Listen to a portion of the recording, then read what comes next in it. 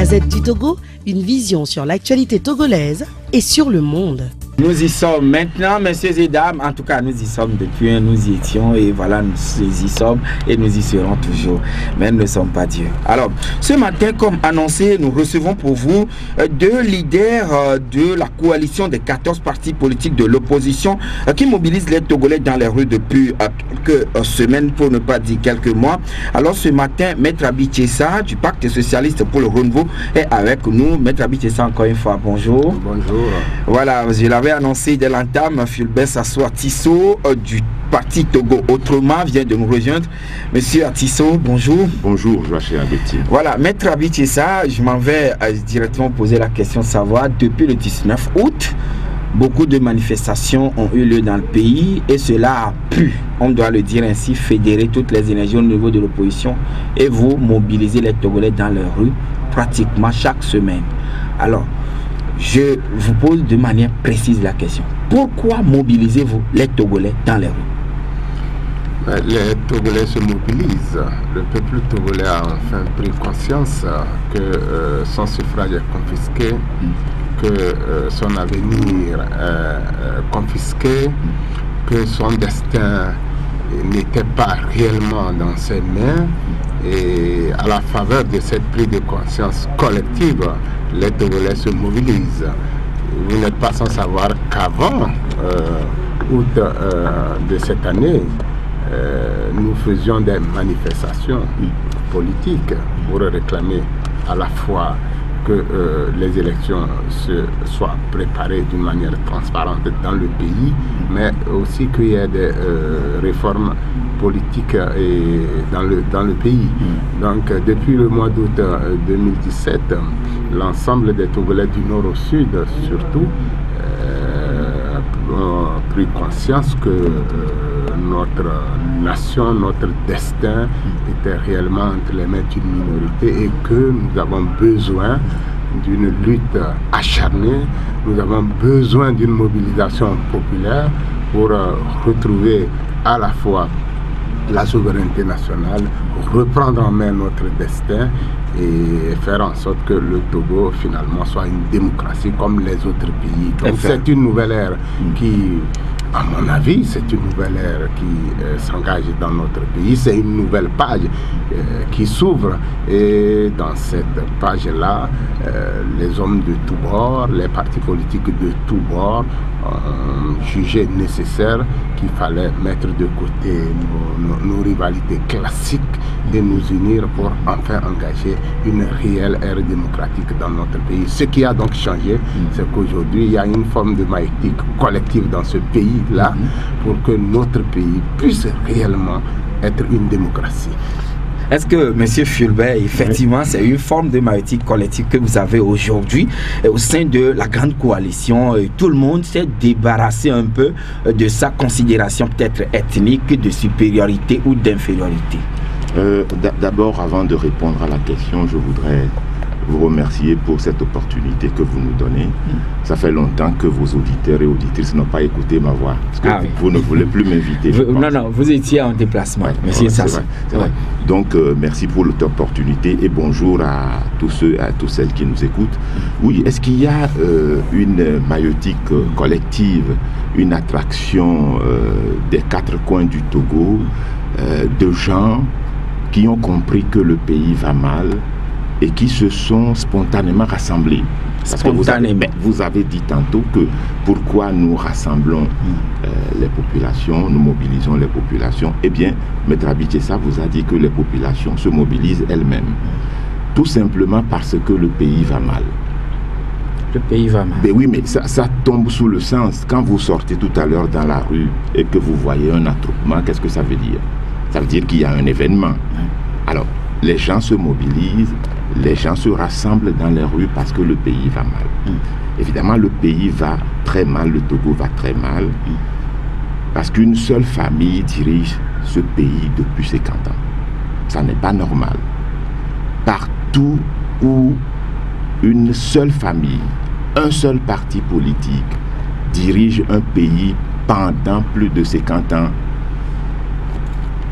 ça veut dire qu'il y a un problème. La Corée du Nord a un problème. le Gabon a un problème. Le Congo-Kinshasa, RDC a un problème. Voilà les pays dans lesquels il y a des dynasties qui règnent sur les peuples. Encore que j'ai nuancé la dernière fois quand on comparait le Togo à la Corée du Nord. J'ai dit, la différence c'est que la Corée du Nord a au moins une ambition militaire. Il y a un cap. Aujourd'hui, il y a un seul parti, une seule famille qui dirige le pays pendant ce 50 ans.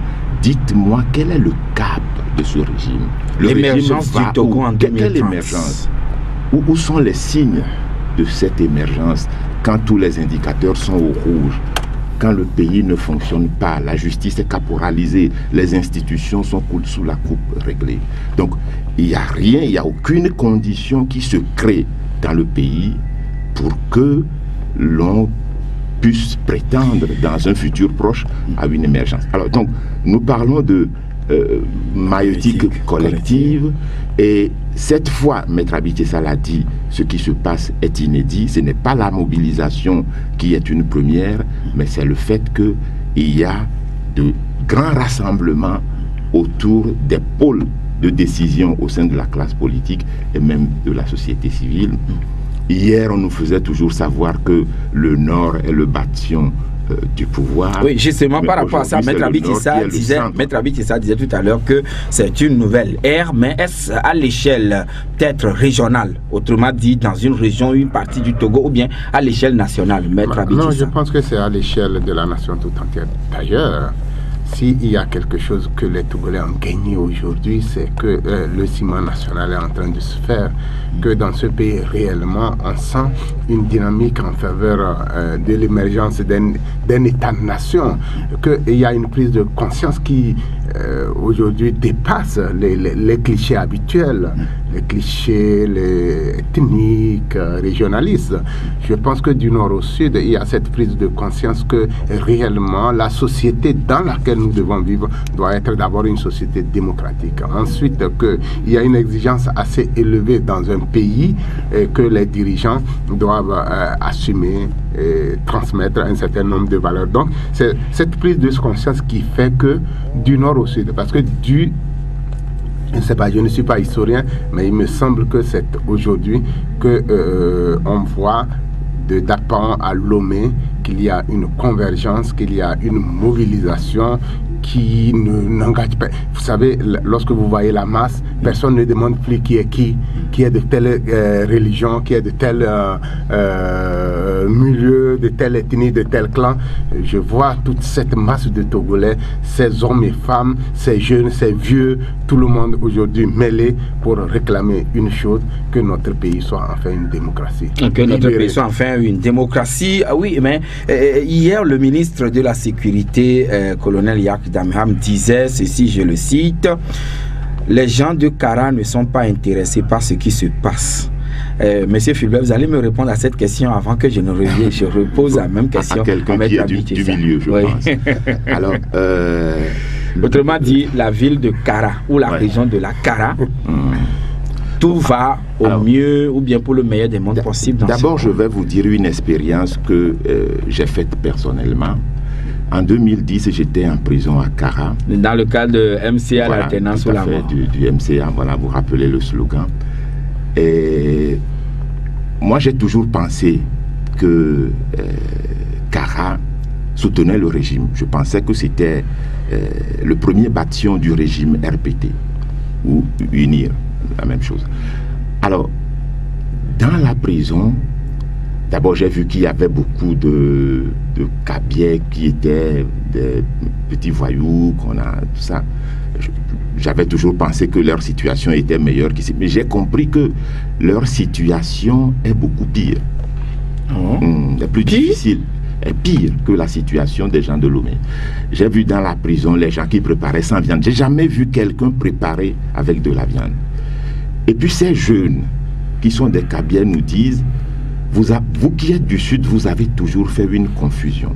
Vous pensez que nous soutenons le régime. En réalité, c'est faux.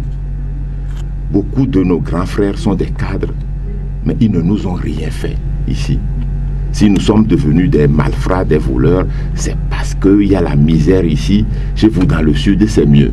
Venez nous parler de la politique et beaucoup d'entre nous peuvent vous suivre, peuvent être des opposants. Donc, ce que le ministre Yark est en train de dire, c'est une vue de l'esprit, ou en tout cas, c'est le point de vue du régime. Oui, mais quand même, qui est faux. C'est un point de vue du régime. Voilà. Et ce que je voudrais ajouter pour laisser Maître Abitchessa, qui peut-être répondra mieux parce qu'il est du milieu, c'est que quand vous allez à Kara, vous voulez faire des rassemblements, les gens sont très nombreux à vouloir venir vous écouter de l'opposition. Si vous n'avez pas d'entrave du côté du préfet, du côté des forces de l'ordre, eh bien les gens sortent nombreux, vous ne comprenez pas. Regardez les meetings, les rassemblements du PNP qui ont été empêchés, dispersés. Pourquoi? C'est la peur que les gens viennent très nombreux à ces rassemblements. La dernière fois, pourquoi on a empêché la délégation de la coalition qui se rendait à Kara? Pourquoi? C'est la preuve que les autorités, enfin ceux qui dirigent le pays, savent très bien que Kara n'est pas avec le régime. Kara conteste le régime. Et pour finir, je voudrais dire que, vous savez, le propre de l'homme, c'est, ou des hommes, c'est de se rassembler autour de leurs conditions sociales. Autour des conditions sociales. C'est ce que Marx appelle les classes sociales. Les prolétaires ont toujours tendance à se rassembler. Kara regorge de beaucoup de pauvres et il n'est pas, à mon avis... Mais vous n'êtes pas du milieu. Alors, Maître Abitchessa, si Kara n'est pas intéressé à tout ce qui se passe dans le pays, selon le ministre Yark, est-ce à dire que c'est le lait et le miel qui coulent là-bas? Vous pensez que moi, je vais répondre selon le ministre Yark? Regardez-moi très bien. Je pense que vous devez... Je sais que vous êtes du milieu. Oui. Vous devez savoir d'abord que je suis Kabien.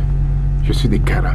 Mais je suis même villageois. J'ai fait mes études primaires, secondaires et tout à Kara avant d'entamer mes études supérieures à Lomé et en France. Écoutez bien, Monsieur Yark, il veut rester dans sa vue de l'esprit, mais ça fait son problème. Et je trouve qu'il est très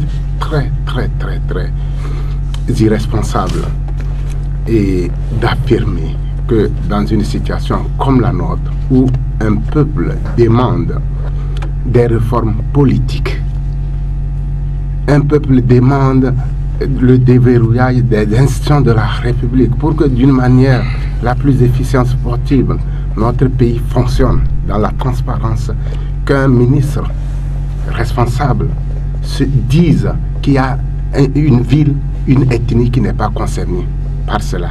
Oui, mais alors, la preuve en est qu'il n'y a pas de manifestation dans cette localité. Écoutez, y aura-t-il dans les réformes un test concernant Kara, la ville de Kara? Y aura-t-il ceci, cela? C'est une aberration totale. Moi, je pense que ces gens, ils ont atteint toutes les limites. Vous savez, on a dit au Togo, la honte ne tue pas. Et je pense qu'il ferait mieux de se taire au lieu de le dire. Lorsqu'en le disant, vous savez, ils jettent l'anathème sur une ville, une région. Aujourd'hui, j'ai mes amis, mes frères kabyens qui sont en exil. Je ne parle pas de François Bokor, de Ama Olivier, je ne parle pas de tant de personnes qui sont en exil. Je ne parle pas de Pachanya Singbe qui est en prison. Vous savez, lorsqu'on présente les choses, il ne faut pas, à mon avis, il ne faut pas en parler. Il faut laisser le ministre... Même le ministre est en disgrâce avec le régime. Ouais, absolument. Donc, il faut laisser le ministre Yark dans ses égarements et dans ses errements parce que cela n'est pas... oui, voilà, étant du milieu, est-ce que les Togolais, les concitoyens de cette localité ont aussi envie de peut-être manifester? Ce que je veux dire d'abord, on nous avait dit que le Nord, c'est le bastion du régime. Et aujourd'hui, on voit les villes de Sokodé, les villes de Bafilo, Mango, même Dapan, dans une certaine mesure, Anié, qui sont des villes en pleine ébullition. Et le 19 août, moi j'étais à Kara, je venais d'un travail à Dapan le 18. J'ai passé la nuit à Kara. Le samedi 19 août, j'ai quitté Kara pour Lomé. Et déjà à Kara le matin à 8 heures, il y avait des manifestations et un déploiement impressionnant de l'armée. Vous-même, vous avez vu? Ah, bien sûr, mais j'ai traversé cette situation.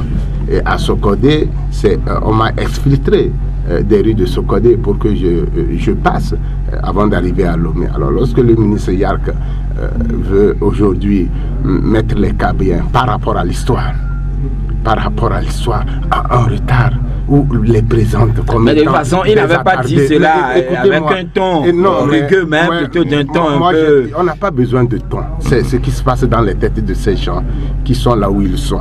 Les Kabyens, dans leur immense majorité, souhaitent un pays qui aille de l'avant, souhaitent que le Togo soit réellement une démocratie, et tout se fait sur le dos des Kabyens. Excusez-moi, je pense que c'est l'une des régions les plus pauvres du pays, mais c'est aussi l'une des régions dans lesquelles les gens ne s'expriment pas. C'est l'une des régions victimes de l'arbitraire, des enlèvements, des meurtres, des tueries. L'histoire partout, elle est la même. Il ne faut pas qu'aujourd'hui, on puisse tenir un discours sur les Kabyens en les présentant. Donc, maître Abitissa, foncièrement, les habitants de Kara sont aussi préoccupés par de la situation. Laissez-moi finir en vous disant que à Kara, on a organisé les manifestations au même moment qu'ici, et que c'est la milice du RPT qui est partie. Moi, le représentant du PSR à Kara a été mis pratiquement à nu pour rentrer chez lui, parce qu'ils allaient manifester. Alors, lorsqu'un ministre, il fait fi de tout cela, et parce qu'ils le savent, puisque tout est transparent. Dites-moi, pourquoi le ministre Yark ne sait pas qu'à Kara, nos représentants ont été molestés, ils ont été déshabillés et ils sont rentrés chez lui. Moi, je l'interpelle à ce micro. S'il veut nier, on peut aller aux informations. Alors, est-ce qu'on peut dire, dans ce cas, que Kara étant muselé, c'est une ville qui n'est pas concernée par les réformes, les questions liées aux réformes politiques dans notre pays? Ou bien, y a-t-il... Je crois que lorsqu'on est responsable, ou bien on est dans les dérives et il faut rester dans les dérives, ou bien on prend conscience d'une situation et on reprend aux aspirations, au défi de sa mission. Lorsqu'on n'est pas capable d'assumer une mission, je pense qu'il vaut mieux se taire. Oui, mais sur un autre point, je reviendrai encore à vous, puisqu'on dit que apparemment c'est comme si on monte les cotocolis contre vous, les Kabyens, je vous reviendrai. Mais monsieur Fulbert Atisso, vous voudriez ajouter quelque chose? Mais est-ce qu'il y a une peur que la ville de Kara aussi s'emballe dans cette vague de manifestation? Il faut dire que le ministre Yark ne peut pas être calife à la place du calife. C'est-à-dire que, on dit peut-être en bon français, être plus royaliste que le roi. Je crois qu'il n'est pas Kabyen. Alors, est-ce qu'il parle à la place des Kabyens en disant que les Kabyens ne sont pas concernés? Je disais tout à l'heure qu'il avait dit, mais pas quand même avec le ton qu'on lui connaît. Il n'aurait pas dû dire sauf que en comique, les Kabyens ne sont pas intéressés par la contestation, enfin ce que nous sommes en train de faire. Parce qu'il n'est pas Kabyen, il ne peut pas parler au nom des Kabyens. Même s'il en était un, il ne pouvait pas parler au nom de tout Kara. La deuxième chose, c'est que il y a une nuance à faire entre le fait de faire de Kara une ville forteresse et le fait que les populations elles-mêmes aient une aspiration que l'on soit en train de décrire. Je pense qu'on veut faire de Kara une ville forteresse fermée à l'ensemble de la classe politique et donner l'impression que cette ville-là soutient le régime. Je veux vous rappeler que depuis le 19 août que ces manifestations ont commencé, Aného n'a pas manifesté en dehors de ces dernières marches. Alors, est-ce qu'on peut dire que Aného n'est pas concerné? Et quel est le secret aujourd'hui que beaucoup de villes sont infectées, si je peux le dire ainsi? Beaucoup de villes sont... Que ce soit Dani, Afanya, Tabliko, Aného, oui, Ahepe, Boto, partout. Ce qui a changé, c'est qu'aujourd'hui, c'est l'ensemble des Togolais qui veulent que ce pays change. Et quel changement nous voulons? Eh bien, que la même famille politique, que la même famille biologique ne continue plus à diriger ce pays. Et sur ce plan-là, tous les Togolais sont d'accord, y compris la diaspora, parce que ça aussi, il faut le dire, c'est quelque chose qui est inédit. C'est la première fois que nous assistons à une déferlante des Togolais, aussi bien à l'intérieur qu'à l'extérieur. Dans presque tous les pays où existe un petit groupe de Togolais, on a manifesté contre le régime. Alors cela est la preuve que le régime doit écouter ce que les Togolais sont en train de dire. Oui, mais et ne pas laisser la situation se métastaser. Moi, j'ai l'impression qu'on veut laisser la situation pourrir. J'étais à Bamako quand Ibrahim Boubacar Keïta a voulu réviser la Constitution.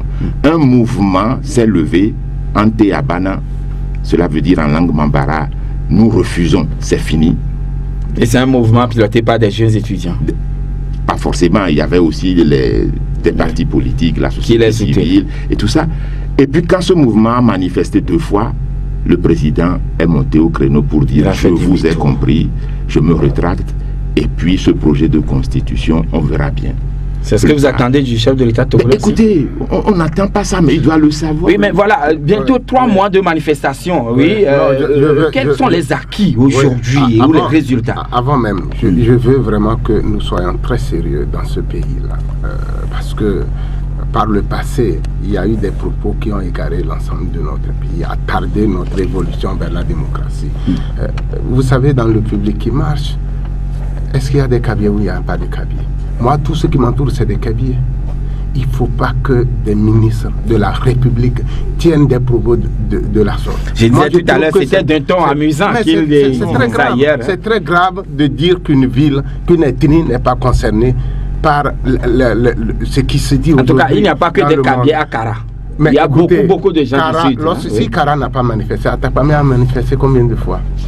Badou a manifesté combien de fois? Dites-moi.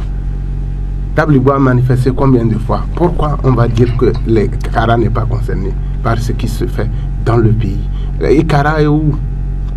Oui. C'est quoi Kara? Qu'est-ce qu'on appelle Kara? Ça fait bientôt 3 mois. Ça fait bientôt 3 mois, vous me mobilisez. Et il a été dit, c'est les mêmes personnes qui disent, ouais, voilà, les extrémistes Kotokoli, les extrémistes religieux, et que les Kotokoli sont contre les Kabyles. Est-ce qu'il y a des inimitiés entre vous? Dites-moi, dans ce pays, lorsque il est question de faire évoluer notre pays, certains veulent pousser les ethnies à aller à la confrontation et autres pour tirer leur épingle du jeu. Ça ne se fera jamais. Nous avons pris conscience, tous, Togolais, du nord comme du sud, du centre, de l'est, de l'ouest, qu'aujourd'hui, notre pays doit aller de l'avant. Et c'est ce qui gêne les gouvernants. Puisque ils sont sur les anciens clichés. Ces gens-là sont là pour essayer de faire diversion, pour essayer à chaque fois qu'il est question de faire évoluer notre pays, à trouver des parades, des revers, des travers et y s'installer. Notre pays aujourd'hui, d'un sursaut, est en train de renouer avec la démocratie. Nous allons marquer la pause et on revient tout sur les 3 mois de manifestation. Quels sont les acquis à mettre aujourd'hui au niveau de tous les registres? Nous revenons donc en studio avec nos 2 invités. Il s'agit de Maître Abitiessa du PSL de Fulbert Artiste de Togo autrement. Alors tout à l'heure, je disais, ça fait bientôt 3 mois, le 19, ça fera 3 mois que vous avez commencé par mobiliser les Togolais dans les rues. Et la vague est en train de prendre dans toutes les villes, pratiquement. Alors, qu'est-ce qu'on peut mettre comme bilan, disons, à l'actif de ces marches aujourd'hui en termes d'acquis?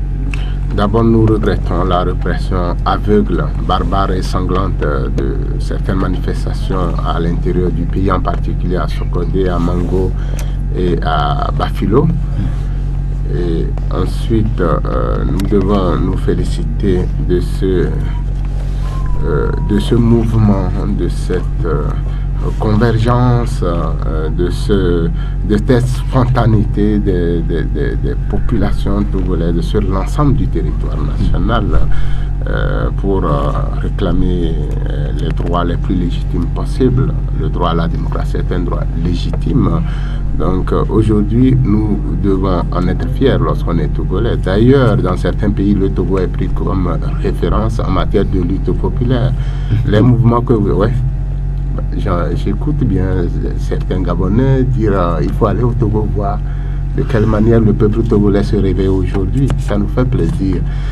Donc, d'une manière générale, je pense que nous devons en être fiers lorsqu'on est togolais, qu'aujourd'hui nous nous rassemblons, que les peuples, par-delà tout, nos différences et autres, nous nous retrouvons dans cette exigence d'avoir une démocratie au Togo. C'est le véritable enjeu aujourd'hui de toutes les manifestations.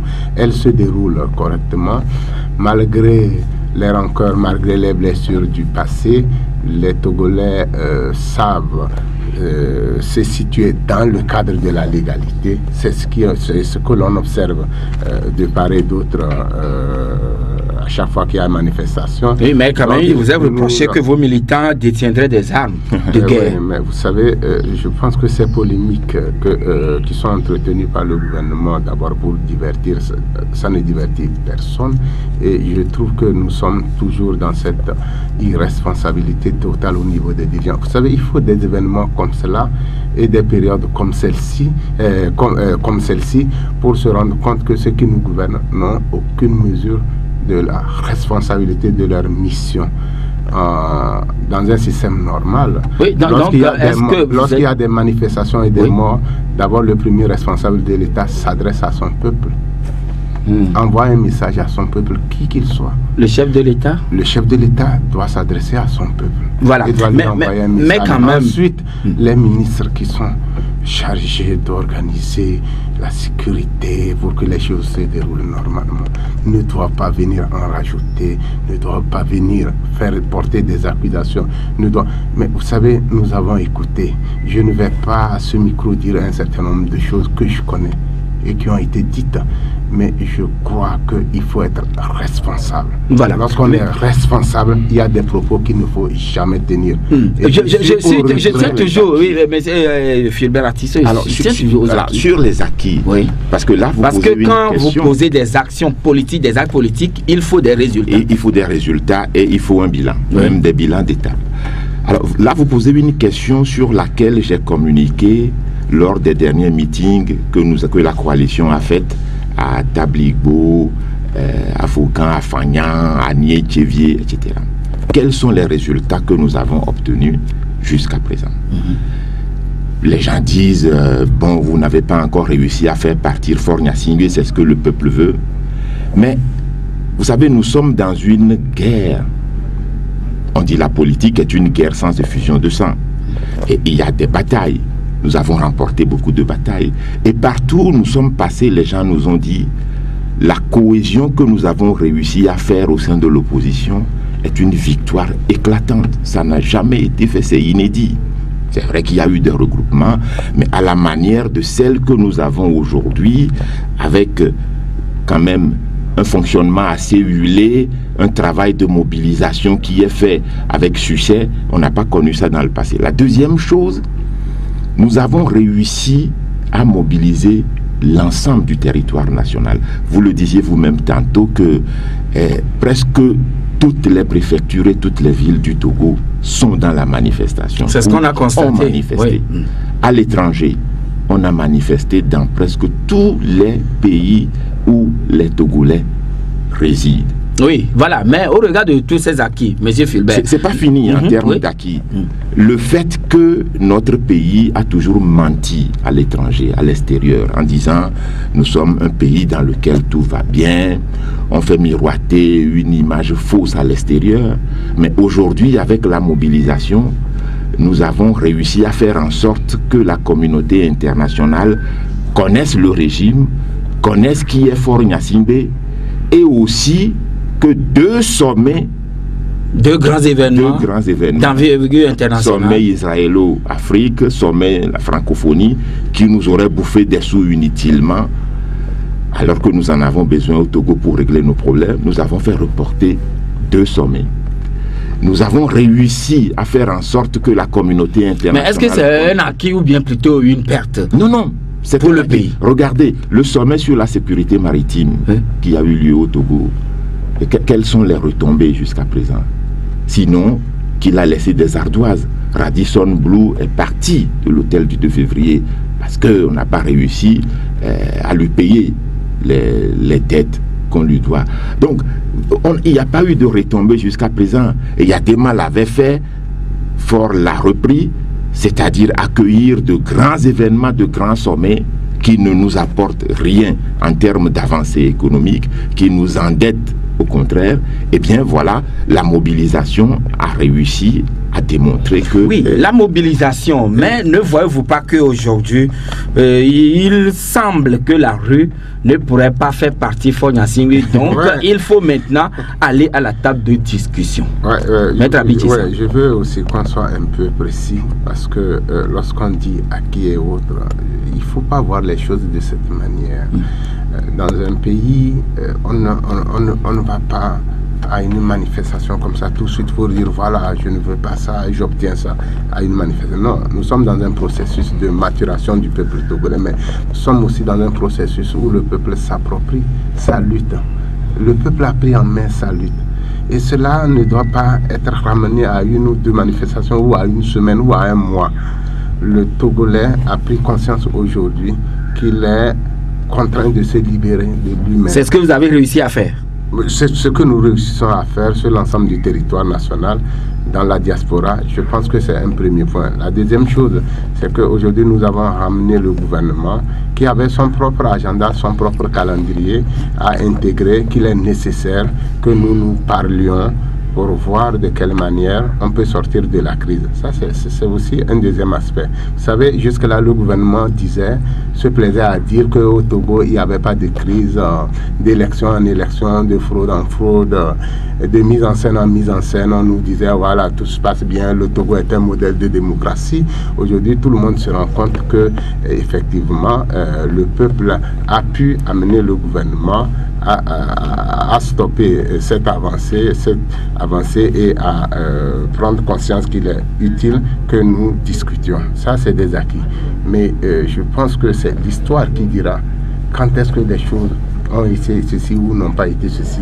Ce qui est important, c'est qu'aujourd'hui, l'ensemble des partis politiques crédibles de l'opposition dans ce pays se réunissent pour coordonner leurs moyens. Ça, c'est très important. Qu'ensuite, l'ensemble du territoire national manifeste et dit à ce régime, 1, nous devons revenir à la Constitution de 1992. 2, le Togo ne peut pas être éternellement dominé par une classe politique. Oui, mais face à tout ceci, pour un règlement ou l'apaisement, les institutions de la République ne doivent pas être des godillots au service d'une classe justement, politique. Et maintenant, pour essayer de corriger un tant soit peu tous ces aspects de la chose, le gouvernement a annoncé des mesures d'apaisement et appelle au dialogue.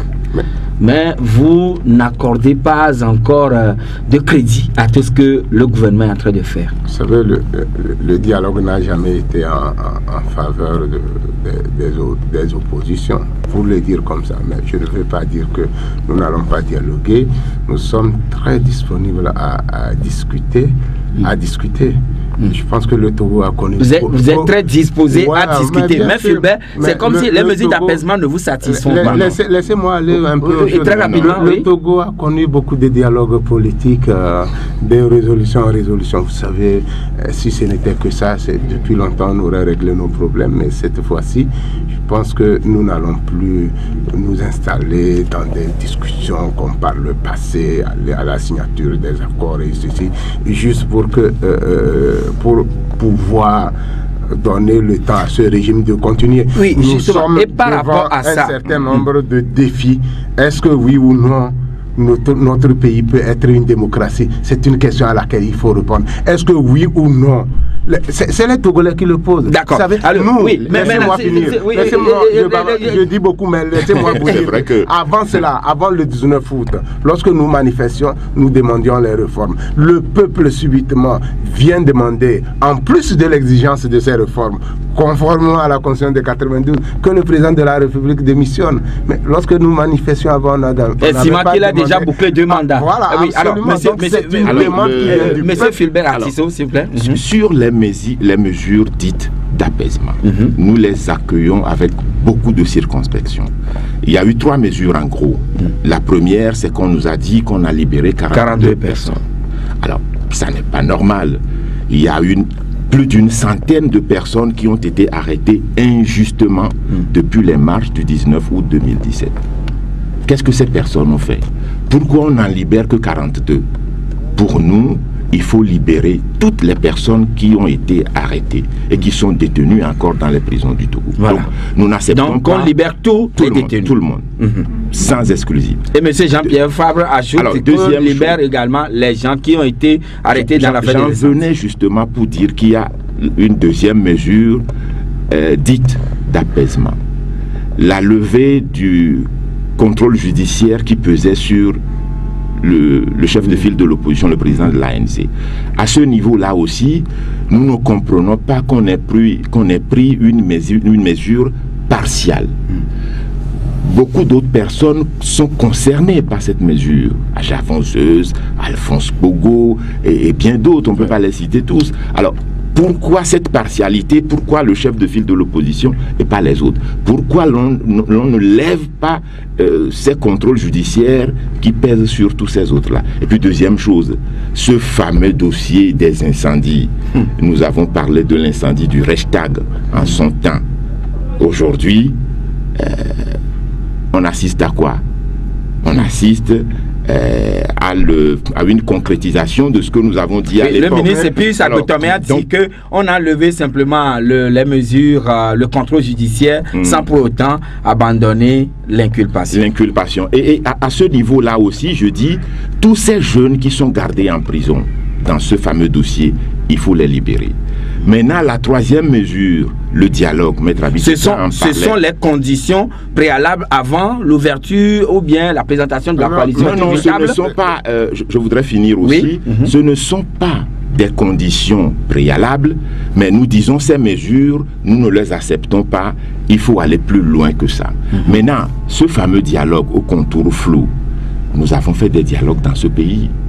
D'ailleurs, nous essayons au sein de la coalition de trouver une autre dénomination parce que les populations nous disent quand vous nous parlez de dialogue, c'est ringard. Vous nous rebattez les oreilles avec ça, on n'a pas envie d'entendre. Trouver peut-être un autre mot à votre dialogue, etc. Donc, c'est ce dialogue-là au contour encore flou. Qu'est-ce qu'on va discuter au cours de ce dialogue? Même si des chefs d'État de la sous-région vous y appellent, peuple dit, M. Faure Gnassingbé doit quitter le pouvoir. Oui, même si des chefs d'État de la sous-région vous appellent à ce dialogue, vous n'irez pas dans les conditions actuelles? Nous ne sommes pas fermés au dialogue. On peut pas être fermé au dialogue. Ma question est précise. Maître Abité, ça. Même si des chefs d'État africains... Je pense que vous avez écouté tout le monde. Nous avons dit que nous allons discuter.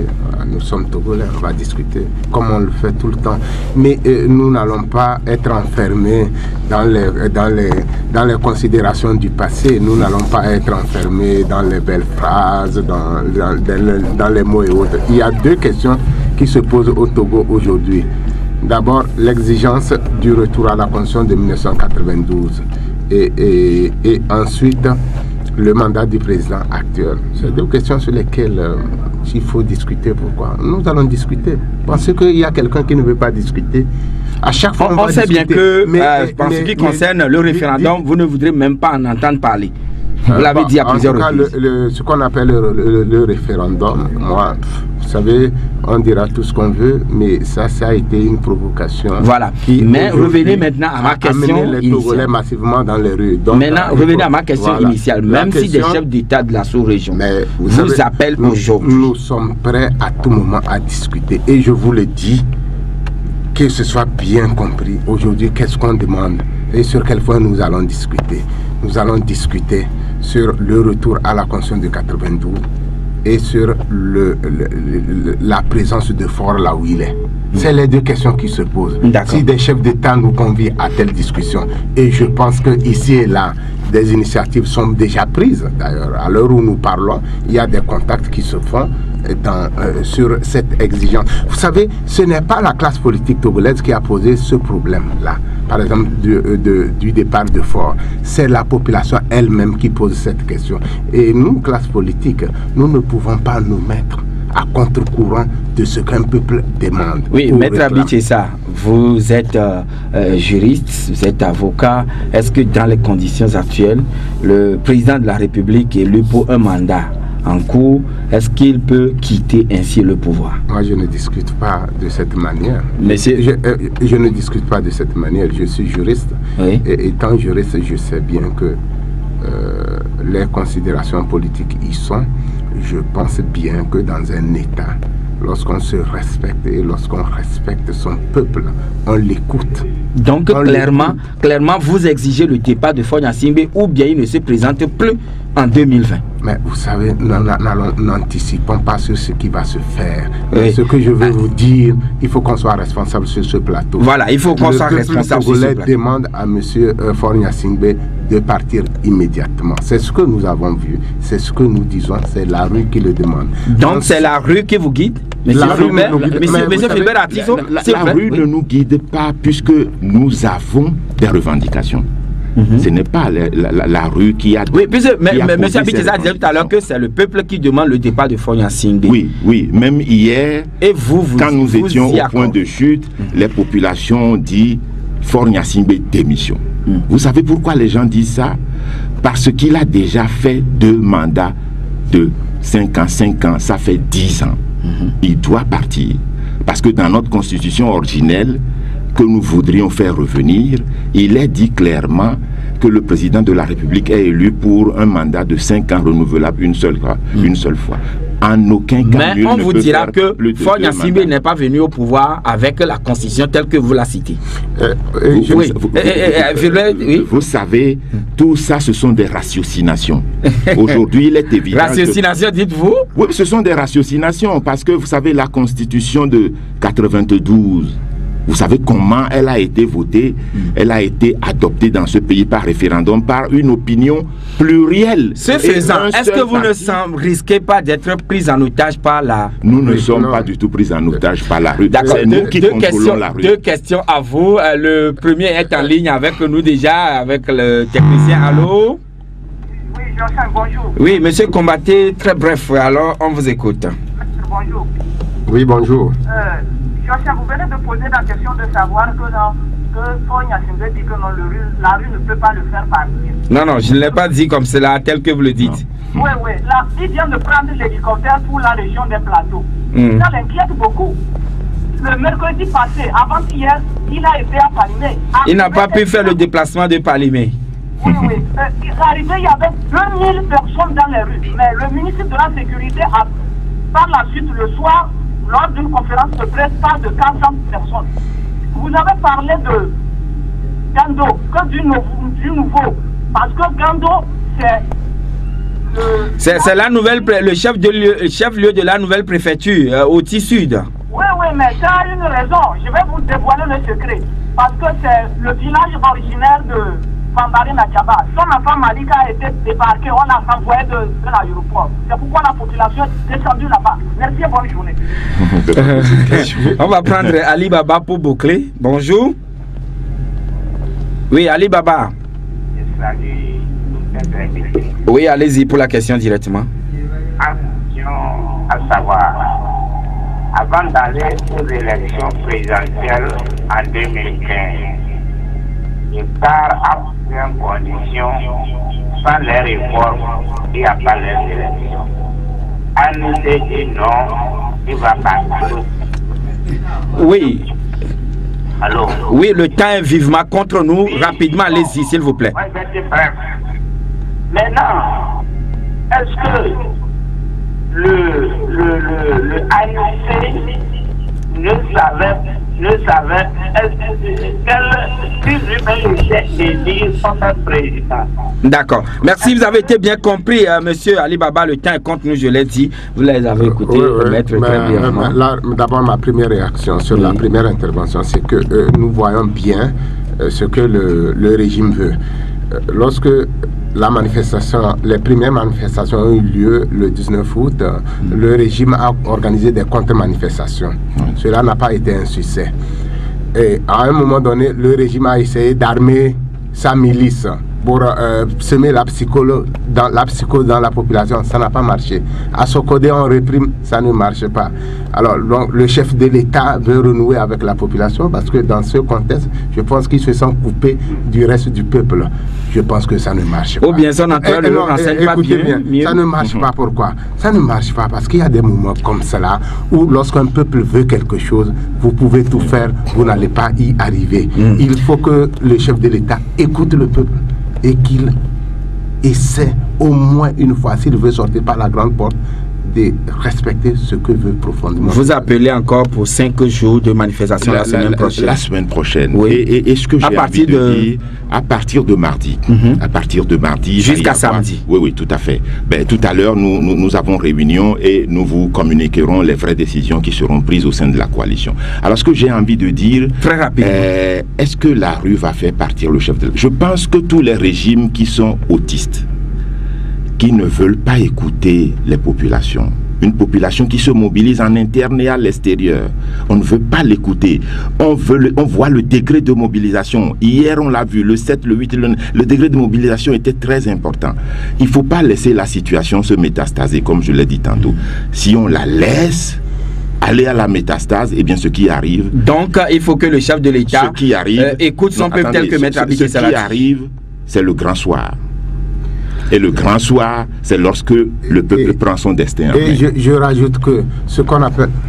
Ce qu'on appelle mesure d'apaisement, tout cela, c'est déjà connu. Ce n'est pas là l'enjeu. Il faut libérer les gens qui sont détenus irrégulièrement.